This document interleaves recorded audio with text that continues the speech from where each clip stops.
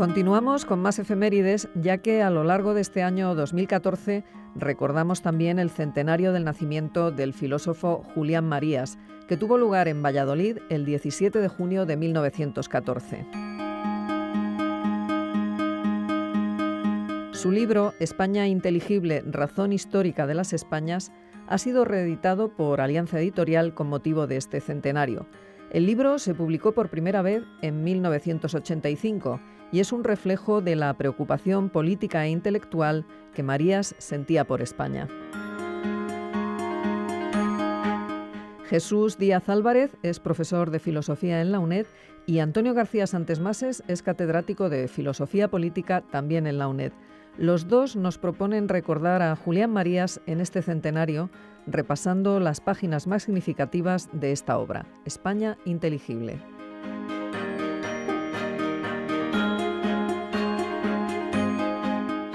Buenos días, estamos hoy aquí para una cosa en principio algo rara, entrevistar al profesor Antonio García Santesmases, que lo va a entrevistar soy yo, Jesús Díaz, un compañero de la Facultad de Filosofía.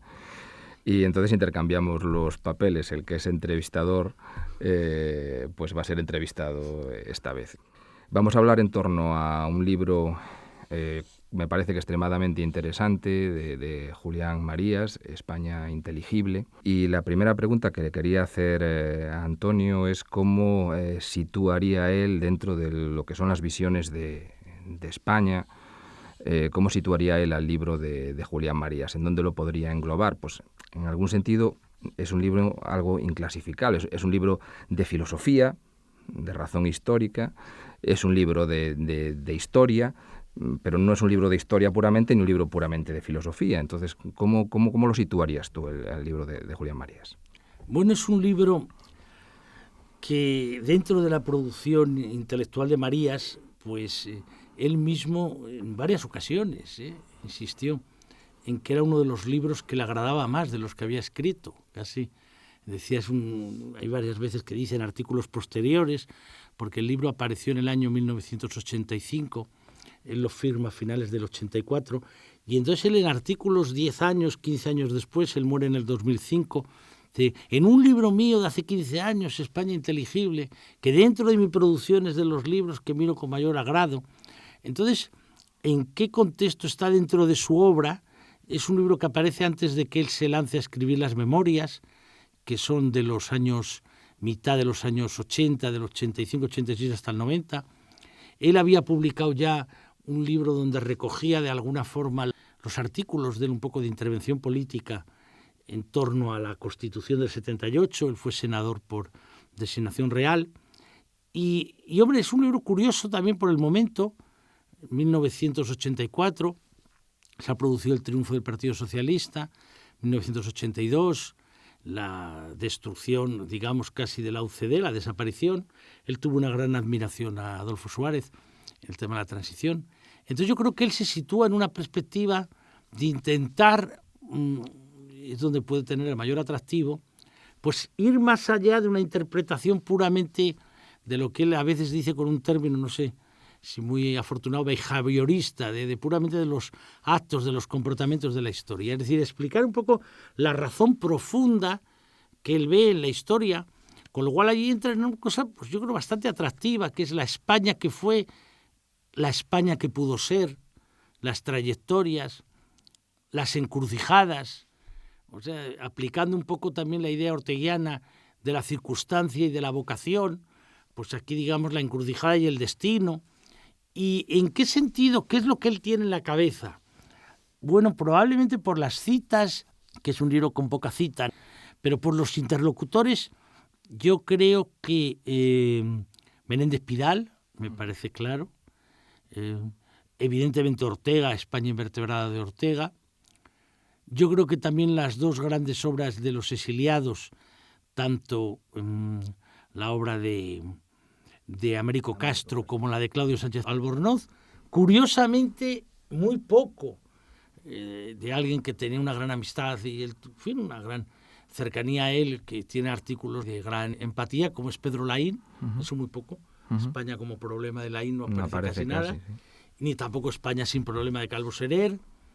y tampoco obras, digamos, bueno, que de alguna forma vienen a recoger la posición que tuvo la España exiliada, digamos, que sería un poco por la de Fernando de los Ríos. Eso se ve que él conoce poco de ese tema. O sea que yo diría Menéndez Pidal, Ortega, Américo Castro, Sánchez Albornoz, como figuras que han hecho ensayos de interpretar la historia de España, algunas referencias a Menéndez Pelayo y a Unamuno, naturalmente, y después a partir de allá él se va metiendo pues en toda una obra verdaderamente compleja y difícil, porque es intentar entrar desde el origen, digamos, hasta el momento actual. En aquel momento era 1984. Y dentro de la bibliografía esta que hay sobre España, sobre qué es España, el famoso tema de la normalidad, anormalidad de la historia de España, ¿en qué punto se sitúa él?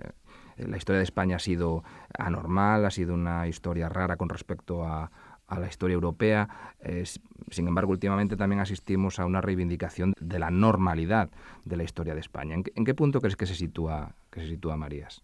Bueno, yo creo que él, vamos a ver, él se sitúa en un término que sería la especificidad. O sea, subrayar la especificidad de la historia de España en relación a otras historias de otros grandes países europeos, fundamentalmente de Inglaterra, de Francia, en parte de Alemania, pero sobre todo Inglaterra y Francia, por la idea que él tiene del momento en que se constituye España como nación, el contraste de las grandes potencias que había en aquel momento. Yo creo que ese es el punto más importante, ¿no? O sea, ¿cuál es la especificidad? Y entonces sí, efectivamente él se da cuenta de que hay una imagen de una España, bueno, pues como una España pintoresca, como una España casi bárbara, como una España que no tiene nada que ver con el mundo europeo, que ha sido recogida en parte por algunos hispanistas, no por todos. O sea, que eso ¿de cuándo viene eso?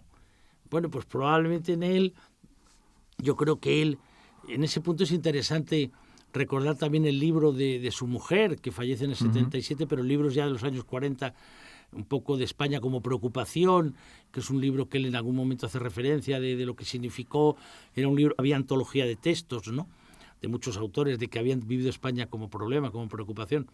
Entonces, hombre, ¿en qué punto se sitúa? Vamos a ver, yo creo que eso tiene que ver también con el final del libro, con el tema de los últimos capítulos, incluso con el librito que se publicó años después con un prólogo de Fussi, La guerra civil, cómo pudo ocurrir, porque ahí hay conexiones de la especificidad de la historia de España, pero a la vez también del contexto en donde todo eso se produce, la Revolución Rusa, la República de Weimar, el ascenso del nazismo, el ascenso del fascismo, la atracción en una parte de la juventud del comunismo, la crisis del liberalismo. Eso lo tiene bastante en cuenta él. O sea, no interpreta la guerra civil únicamente como un problema específicamente español, digamos un poco a lo Gerald Brennan, el laberinto, esa imagen un poco ya casi de bandoleros, de románticos, de que solo hay anarquistas. No, yo creo que en ese punto no.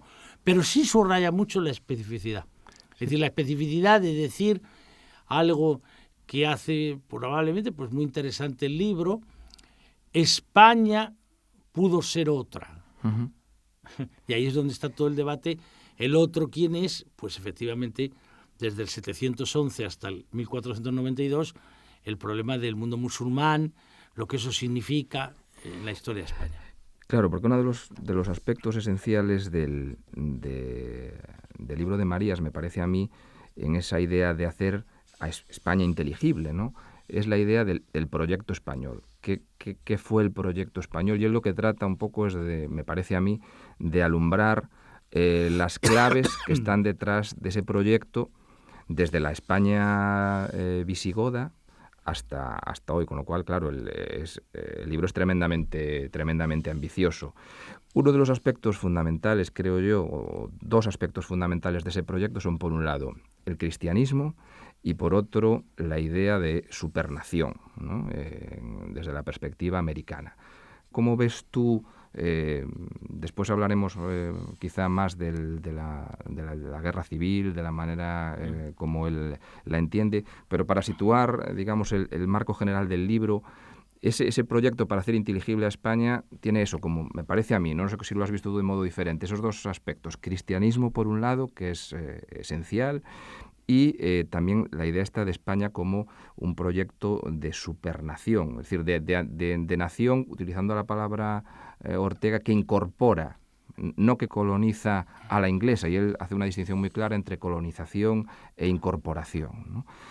Pero esa centralidad del cristianismo, que a la vez sería un punto de divergencia con Ortega, ¿no? Siendo un libro orteguiano, es a la vez un libro poco orteguiano en determinados aspectos. Utilizando categorías orteguianas, pues se aleja también de Ortega, ¿no? Entonces, esa idea de la España cristiana, ¿cómo crees que atraviesa la inteligibilidad española según Marías, ¿no? Vamos a ver, a mí me parece que él ahí trata de hacerse cargo y de confrontar con una interpretación que yo creo que tuvo sobre todo Américo Castro frente a Sánchez Albornoz y que influyó muchísimo en personas de la generación de Marías. Uh-huh. Por ejemplo, en Aranguren claramente tuvo una gran admiración por Américo Castro, pero en el propio Laín, o sea, cuando nosotros hicimos aquí uno de los programas que fue sobre la biografía que Diego Gracia ha hecho del libro de Laín, sí. Tú recordarás que entonces Diego Gracia en aquel momento comentaba que efectivamente, frente a una interpretación de que no hay caracteres nacionales, más vinculada a Caro Baroja, más vinculada a Maraval, padre, que Carmen Iglesias insistía, él decía, bueno, pues en el caso de Laín no se puede entender nada de la perspectiva de Laín sin comprender la importancia que él da al tipo de cultura que interpreta, digamos, Américo Castro. Es decir, la idea de que en qué medida existió una España de las tres culturas, de las tres religiones, y que el proceso de homogeneización católico está muy vinculado a la Contrarreforma, a Trento, a la idea de la evangelización, de la supernación, la monarquía católica, y a esa posición refractaria a la cultura europea. Entonces, en ese punto, bueno, pues todos los estudios de Américo Castro sobre el cristiano viejo, el cristiano nuevo, la conversión, la limpieza de sangre, toda esa perspectiva, ¿no? Y eso le influye mucho a Laín, por ejemplo, para insistir en que hay algo vinculado a la cultura del exterminio en la historia de España, o la cultura de no aceptar la diversidad, de no aceptar al discrepante. Esta es una posición que él viene a decir, eso es lo que me encuentro de alguna forma en parte en la Guerra Civil. Marías, que también insistiría en ese tipo de cosa, de frase, de cómo pudo ocurrir, cómo puede pasar que la gente de pronto se lanzara a aquello, que hubiera esa especie de cultura del exterminio fratricida. Sin embargo, él hace una interpretación distinta. Él no hace una interpretación de, digamos, ni de nostalgia de las tres culturas, ni de aceptación, digamos, acrítica de las interpretaciones sobre la leyenda negra o sobre la Contrarreforma. No es que él avale la leyenda negra, la Contrarreforma, es decir, avale ese modelo, pero digamos que trata de situarlo en lo que él llama las encrucijadas en las que se encontró el país, y efectivamente ahí eso es un punto muy importante. Punto de decir, España quiso ser cristiana, y es donde está un poco el debate.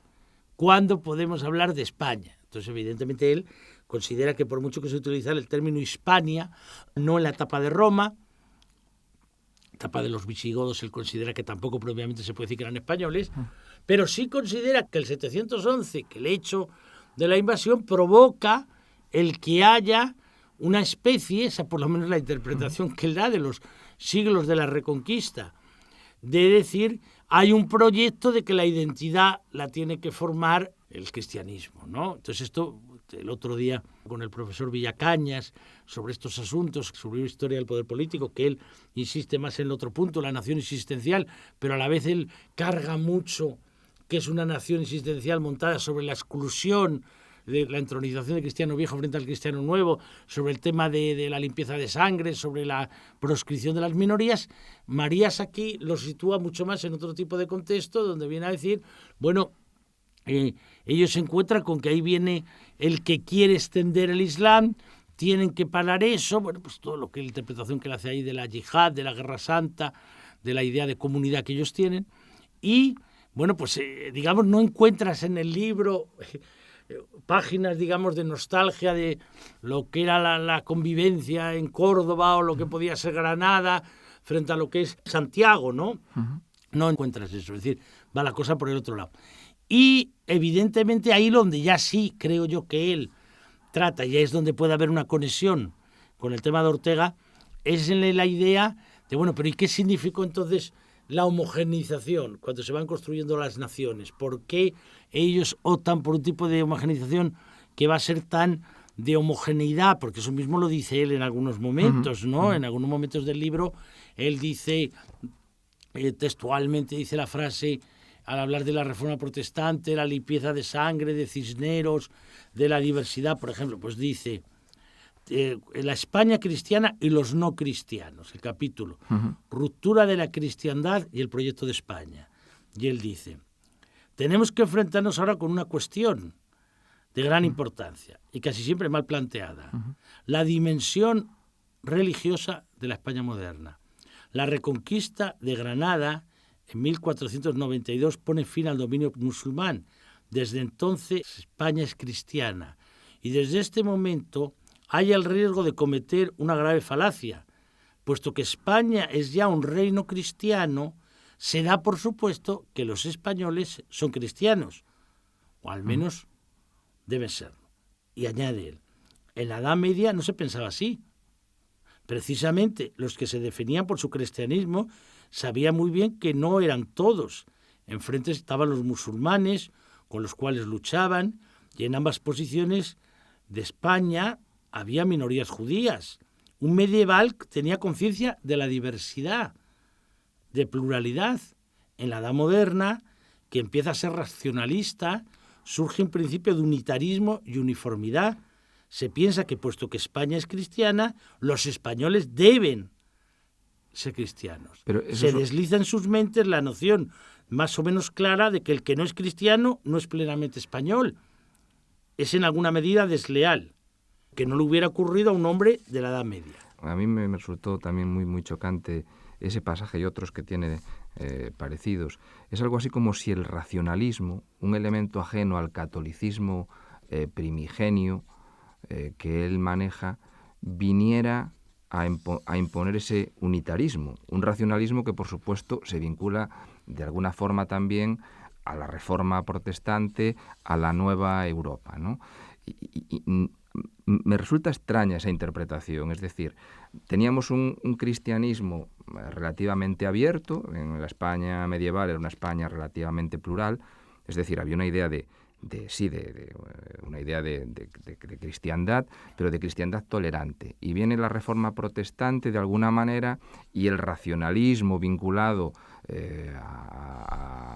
a esa idea viene de alguna forma como a torcer ese catolicismo originario que era tolerante. Yo la verdad es que cuando lo leía me pregunto, no lo sé, no tengo autoridad para ello, pero me pregunto si realmente eso era así, porque después en otras partes del libro habla de la necesidad de imponer una fe. Entonces, por un lado, hablamos de un cristianismo tolerante, pero por otro lado parece que ese cristianismo necesitaba una homogeneización de fe. Un cristiano posconciliar del siglo XX, eso quizá lo puede entender, pero eso aplicado a la España medieval, a la España posterior, ¿tiene realmente cabida? ¿No lo ves como una especie de paradoja, de tensión, por lo menos en qué cristianismo está, qué idea de cristianismo está manejando es que hay Marías, un problema, ¿no?, sobre la tolerancia, ¿no? Es decir, un debate que es un debate que lleva, si el término tolerancia, más vinculado a la Ilustración, a Voltaire, más que a la constitución del Estado moderno, al absolutismo, es un término que nosotros podemos emplear hablando del mundo medieval. Uh-huh. Esto es un debate que está ahí, uh-huh, en qué medida ya había una lucha de grupos, de fracciones, por alcanzar un tipo de hegemonía. Entonces, hablar allí de tolerancia más complejo, ¿no? Pero no cabe duda que él de alguna forma, por lo menos habla de diversidad, uh-huh, de pluralidad frente a lo que va a ser la homogeneidad posterior. Una homogeneidad que él vincula naturalmente a los Reyes Católicos, incluso cuando él habla ahí de las figuras, que ahora algunos de nuestros oyentes, si han seguido la serie sobre Isabel, habrán visto, de Fray Hernando de Talavera y Cisneros, ¿no? Como dos modelos distintos de una conversión más persuasiva o de una imposición más violenta de la auténtica fe, ¿no? Todo lo que ocurre con el mundo judío. Entonces, claro, ahí hay un punto muy esencial también, que es el problema de la contrarreforma. O sea, ¿qué ocurre para que entonces eso produzca un momento donde no solo la limpieza de sangre, la Inquisición, sino el índice de libros prohibidos, el estar en contra de cualquier presencia de universidades extranjeras, el no aceptar de ninguna manera lectura directa del texto bíblico, cómo son vistos la propia presencia del protestantismo, por ejemplo, cuando él hace ahí la cita sobre el final de Carlos V, el consejo que da Felipe II, cuidado con esto, cuidado con la diversidad, cuidado con la pluralidad, mira lo que ha ocurrido en los príncipes alemanes. Entonces, todo eso efectivamente plantea un interrogante que probablemente desde el punto de vista filosófico, hasta que no surge una figura como la de Locke, no se ha planteado. O sea, Locke probablemente es el primero que insiste en la idea de que el poder político debe dejar autonomía a la conciencia. Por eso se le sitúa como, digamos, inspirador del inicio del laicismo. Es decir, de que tiene que haber una separación entre poder político y poder religioso. El Estado puede tener incluso, por todo el debate que ellos tenían frente a Roma, una religión oficial, pero eso de ninguna manera implica una imposición de eso a la conciencia de cada uno. Tiene que haber, como conquista de la modernidad, libertad de conciencia y pluralidad de religiones. Eso, evidentemente, es lo más contrario a lo que se da en España. Y eso es donde está uno de los puntos de debate entre Marías, digamos, y, bueno, pues evidentemente había fallecido para entonces. Pero ¿qué hubiera pensado Américo Castro si hubiera leído el libro? Con toda la insistencia que él tenía en el tema de esa cultura, del exterminio, del discrepante, de la homogeneización, del peligro que eso había significado, ¿no? Pues claro, hubiera sido una posición muy... Pero no te digo ya qué hubiera pensado, por ejemplo, Fernando de los Ríos. Claro, que es la otra cultura, quizá también por su propia cosa de Granada, ¿no? De las tres culturas, de lo que significaba la Alhambra y todo aquello, y cómo él, por la propia intervención en las Cortes Republicanas, no digáis, le dice a Gil Robles y a todos aquellos, que vosotros defendéis. No, vosotros no estáis defendiendo la auténtica religión. La auténtica religión nunca puede ir en contra de la libertad de conciencia. Aquí lo que se ha producido es una fusión entre el poder político y el poder religioso, que también en Unamuno se da mucho. Entonces esa es una perspectiva, en Marías está menos, ¿no? ¿Y no crees que hay como poco descargo de conciencia de las propias culpas? Es decir, porque incluso en ese repliegue hacia un cristianismo, digamos, que dice todo cristiano tiene que tener también la fe cristiana, es decir, no puede haber pluralidad de creencias. Por un lado hay el principio unitarista del racionalismo, que sería una de las causas que Marías maneja para ello, pero hay poca como autocrítica con respecto al propio devenir, porque la segunda causa, aparte de ese principio unitarista racionalista, es la incomprensión del resto de Europa hacia el propio proyecto español, cristiano, que la hace, ante esa incomprensión, que se repliegue sobre sí misma. Y entonces uno tiene la sensación como que, aunque María reconoce, digamos, culpas propias, siempre es como una especie de que España reacciona contra la incomprensión. Siempre hay algo como externo que desvía de ese proyecto original. Pero yo creo que hay en la obra como pocas culpas propias, de decir, bueno, pues es que aquí hay también una ha parte habido... Vamos a ver, hay una parte No sé, ahí... no sé cómo lo ves tú. Yo he tenido esa sensación a veces. Vamos a ver, yo creo que ahí hay una parte de él de intentar decir, bueno, vamos a ver, limpieza de sangre, Inquisición ya había habido en los otros países, represión también ha habido. ¿Por qué se construyó, toda esa importancia que le da la leyenda negra, como si fuera España el único? Y esto sobre todo yo creo que se ve mucho en el momento que él habla de la figura de Richelieu. O sea, hay un momento que él habla de la figura de Richelieu, está hablando de lo que significa el conde duque de Avilares. Sí, la deslealtad de Francia, la que pacta primera con el árabe. decepción europea que tiene España tiene que ver como autor a Francisco I de Francia. Entonces va explicando aquí, no por supuesto y tal, pero sobre todo Todo ello culmina durante la Guerra de los 30 años, en que la gran potencia católica lucha del lado protestante contra la causa de Austria en sus dos ramas. Richelieu es el primer promotor de esta actitud. Hay un texto de gran interés escrito, inspirado por el conde duque de Olivares. En él se rechazan las acusaciones de sus enemigos y entre ellas de una comparación con Richelieu. Confieso que el cardenal de Richelieu fue dichoso en muchas cosas, pero los medios de conquistarla detestables.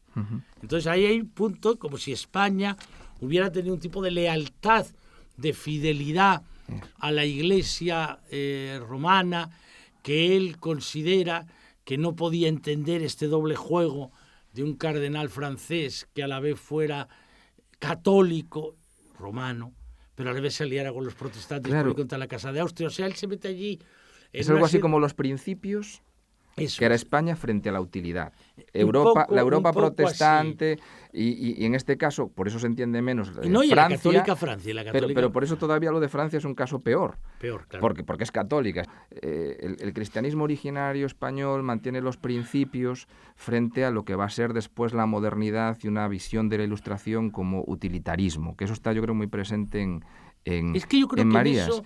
Y entonces ahí hay como una especie de veo, por lo menos la lectura que hice yo, ¿no? De no darle suficiente relevancia a las propias, probablemente, tendencias oscuras del cristianismo español o hispano, ¿no? Es decir, no es que Marías no se haga cargo de eso, pero siempre yo creo que carga un poco más las tintas en ha sido una reacción, ha sido frente a lo de fuera, el proyecto español ha sido incomprendido, eso lo obliga a replegarse, se cae en el marasmo, precisamente. O sea, tú no ves en el libro, vamos a ver, una perspectiva parecida, digamos, a la de Unamuno. O sea, esa perspectiva de Unamuno de salvar el cristianismo frente al catolicismo, de salvar la pasión religiosa frente a lo que es la alianza entre el trono y el altar.